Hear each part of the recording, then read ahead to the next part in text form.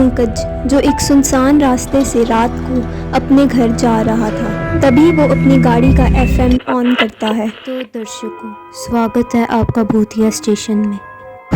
ये कैसे सुना? मैं आपकी चहेती आरजे माया, जो आपको आज कहानी पंकज की सुनाने वाली हूँ, जो रात को अपनी गाड़ी से घर जा रहा था। तभी उसे अपनी गाड़ी की खिड़की से आवाज आती है। ये एफएम की बात सच कैसे हो रही है? इससे पहले कि पंकज कुछ और सोच पाता, उसे अपने पीछे से कुछ आवाज आती है। पंकज।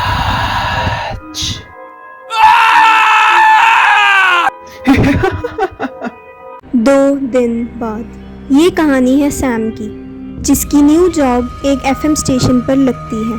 सैम के लिए सबसे खुशी की बात ये थी कि उसे अपनी कॉलेज की एक फ्रेंड स्नेहा ऑफिस में मिलती है, जो उसे बताती है कि सैम, तुमने न्यूज़ देखी? पंकज नाम के लड़के की मौत हो गई है जो। हाँ, मैंने भी देखी है।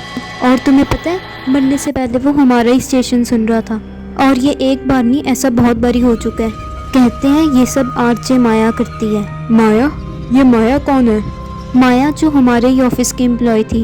एक रात जब वो अपने भूतिया स्टेशन पर ब्रॉडकास्ट कर रही थी, तभी अचानक पूरी बिल्डिंग में आग लग गई थी और माया उसी आग में तड़प तड़प कर मर गई। उसकी चीखें पूरे रेडियो में चलती रही, पर कोई भी उसे बचाने के लिए नहीं आया और वो वहीं तड़प तड़प कर मर गई। और इसीलिए वो रोज रात को अपनी मौत का बदला लेने आती है, रेडियो पर अपनी कहानी सुनाकर, जो आखिरी में सच हो जाती है। सैम स्नेहा की बात पे इतना गौर नहीं करता। उसी रात सैम अपने ऑफिस का काम घर पे कर रहा था, तभी उसका फ़ोन बजता है। हेलो सैम बेटा, तुम ये जॉब छोड़ दो। मैं तुम्हें मरता हुआ नहीं देख सकती। अभी मैंने 2 दिन पहले ही न्यूज़ देखी है, वो रेडियो स्टेशन हॉन्टेड है। तुम वहाँ से जॉब छोड़ दो बस। हाँ मम्मी, मैं ये जॉब छोड़ दूंगा जब मुझे दूसरी जॉब मिलेगी तो। हेलो सैम बेटा, हेलो। ये अचानक सिग्नल को क्या हो गया? तभी सैम को पीछे से एक आवाज आती है। कौन हो तुम? माया, तुम्हें मेरी मदद करनी होगी। तुम्हें मेरी मदद क्यों चाहिए? तभी सैम के सामने माया के मरने वाली रात का दृश्य आ जाता है। हेलो दोस्तों, मैं आरजे माया। तो आपका मेरे शो भूतिया स्टेशन पर स्वागत है, जहां मैं रोज एक भूतिया कहानी सुनाती हूँ। ये क्या हो रहा है? आप मुझे बचाओ, बचाओ। मैं मरी नहीं थी, मुझे मारा गया था, और जिसने मुझे मारा था उसका भी हाथ जला हुआ है। तुम्हें मेरी मदद करनी होगी, मुझे इंसाफ चाहिए, वरना मैं तुम्हें भी मार दूंगी। तभी सैम अपनी नींद से उठता है। ये मेरे साथ क्या हो रहा है? मैं माया की मदद कैसे करूं? उसी सुबह सैम ऑफिस में जाता है और वहाँ के एम्प्लॉयज माया के बारे में ही बात कर रहे थे। मुझे तो लगता है हमारी मैनेजर ने ही माया को मारा है। देखा नहीं, जैसे ही वो मर गई फटाफट इस मैनेजर का प्रमोशन है। हाँ, तो बिल्कुल सही बोल रहा है, मुझे भी यही लगता है। सैम को जब ये बात पता लगती है तो उसे भी मैनेजर पर शक होता है। तभी उसके कैबिन में एक एम्प्लॉय आती है। सर, आपको मैनेजर ने अपने रूम में बुलाया है। मैनेजर के कैबिन के पास पहुंचकर सैम देखता है कि ऑफिस का दरवाज़ा खुला था और वो देखता है कि मैनेजर के हाथ में एक ग्लव था, और जब वो उस ग्लव को उतारती है तो उसका हाथ जला हुआ था। ये सब देखकर सैम को पूरा विश्वास हो जाता है कि मैनेजर ने ही माया को मारा था। सैम इस सब के बारे में बहुत सोचता है। आज रात को तो काम करने के बाद मैं मैनेजर से ज़रूर बात करूँगा। यस, कम इन। मैम, मुझे आपसे कुछ बात करनी है। हाँ, जल्दी बोले, मुझे घर जाना है। मैम, मुझे पता है आप ही ने माया को मारा है, तभी आपका ये हाथ जला हुआ है ना। What nonsense! अगर तुमने अपनी बकवास बंद नहीं की ना, तो मैं तुम्हें अभी नौकरी से बाहर निकाल दूंगी। पर मुझे पता है मैम, आप ही ने मारा है माया को। हाँ, मैंने मारा है तो अपना मुंह बंद रखो, वरना तुम्हारा पूरा करियर मैं खराब कर दूंगी। जाओ यहाँ से। मैनेजर वहाँ से ये सब कहकर चली जाती है। अब मैं क्या करूँ? माया, मैं तुम्हें इंसाफ नहीं दिलवा पाया। उसी रात जब मैनेजर गाड़ी से अपने घर जा रही थी तो अचानक उसकी गाड़ी का एफएम ऑन हो जाता है। ये क्या? ये गाड़ी का एफएम अपने आप कैसे ऑन हो गया? मैं हूँ आरजे माया। आज मैं आपको नंदनी, जो एक एफएम स्टेशन की मैनेजर बन चुकी है, उसकी कहानी सुनाऊंगी। ये क्या हो रहा है? माया मरा कैसे? ये तो मर चुकी है। नंदिनी अपना नाम एफएम में सुनकर बहुत डर जाती है और तभी उसकी गाड़ी के सामने एक लड़की आ जाती है जिसे देखकर वो चिल्लाती है। इससे पहले नंदिनी कुछ और कर पाती, उसे अपने पीछे से कुछ आवाज आती है।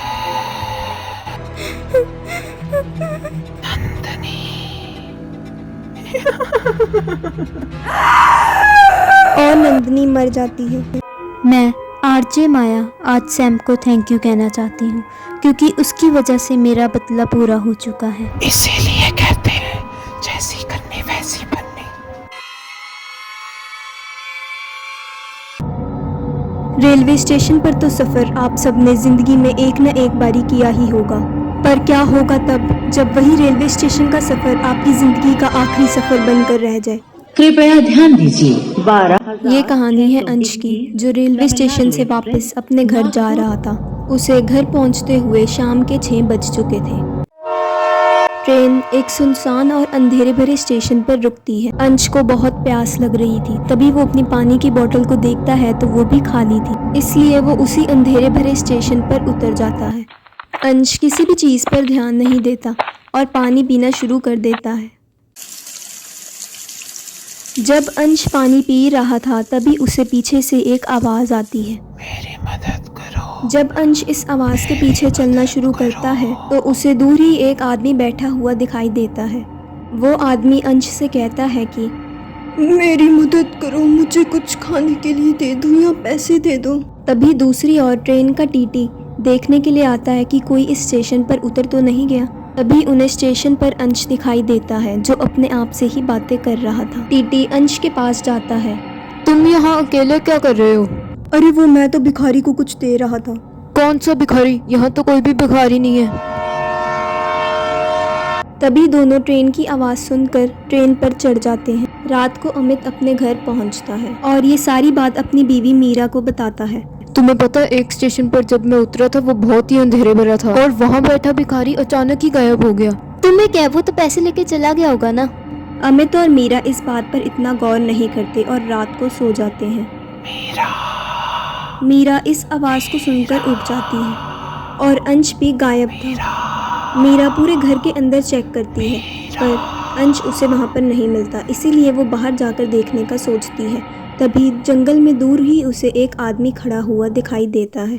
वो उसी की तरफ चलना शुरू कर देती है और जब वो उसके पास पहुँचती है तो अंश, तुम इतनी रात को यहाँ पे क्या कर रहे हो? मैं अंश नहीं हूँ, मैं अंश को अपने साथ ले जाऊंगा, उसने मेरी मदद की थी।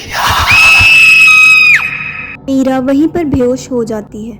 अंश मीरा के बेहोश होने से बहुत परेशान था, इसीलिए वो मीरा के उठने का इंतजार कर रहा था। मीरा, तुम उस जंगल में कैसे बेहोश हो गई? वो एक आदमी दूर खड़ा था और तुम भी बेड पे नहीं थे। वो तुम्हें अपने साथ लेके जाने की बात कर रहा था। वो कह रहा था तुमने उसकी मदद की है। अरे पर मैं तो पूरी रात अपने बेड पे ही सो रहा था और मदद तो मैंने सिर्फ उस भिखारी की ही की थी जो स्टेशन पर मिला था। तभी वो दोनों उसी टीटी से मिलने का सोचते हैं ताकि वो उसी भिखारी का रहस्य जान सकें। और उन्हें उस स्टेशन पर जाकर पता लगता है कि एक भिखारी की आत्मा उस स्टेशन पर भटकती है जिसकी बहुत दर्दनाक कहानी है। साहब, एक दिन वो भिखारी जब ठंड में भूखा प्यासा खाने की तलाश में घूम रहा था पर किसी ने भी उसकी मदद नहीं की थी, इसीलिए वो वहाँ ठंड में ही मर गया था और तब से लेके अब तक उस भिखारी की आत्मा इसी स्टेशन पर भटक रही है। जो भी उस भिखारी की मदद करता है वो उसे अपने साथ ले जाता है और जो उसकी मदद नहीं करता वो उसी समय मर जाता है। तो उसे रोकने का कोई तो रास्ता होगा। शायद उसका कटोरा, उसे जलाने से शायद उसकी आत्मा को शांति मिल जाएगी। तभी अमित और मीरा उस बाउल को ढूंढना शुरू कर देते हैं पर उन्हें वो नहीं मिलता। तभी वो जाकर एक बेंच पर बैठ जाते हैं। ये कैसी आवाज थी अंश? आज जाके देखने पर उन्हें पता लगता है कि ये तो वही बाउल है जिसे वो इतनी देर से ढूंढ रहे थे। अंश और मीरा उस भिखारी के कटोरे को जला देते हैं और सब कुछ ठीक हो जाता है क्योंकि एक हफ्ते तक उनके साथ कोई भी घटना नहीं घटती। पर एक हफ्ते बाद मीरा घर पर नहीं थी और अंश घर पर अकेला सो रहा था और इस आवाज को सुनकर अंश उठ जाता है। लिविंग रूम में तो कोई भी नहीं है, तो ये आवाज लगता है बाहर से आ रही है। कौन हो तुम और इतनी रात को मेरे घर के बाहर क्या कर रहे हो? मुझे भूल गए, मैं तुम्हें अपने साथ लेने आया हूँ। तुम यहाँ कैसे?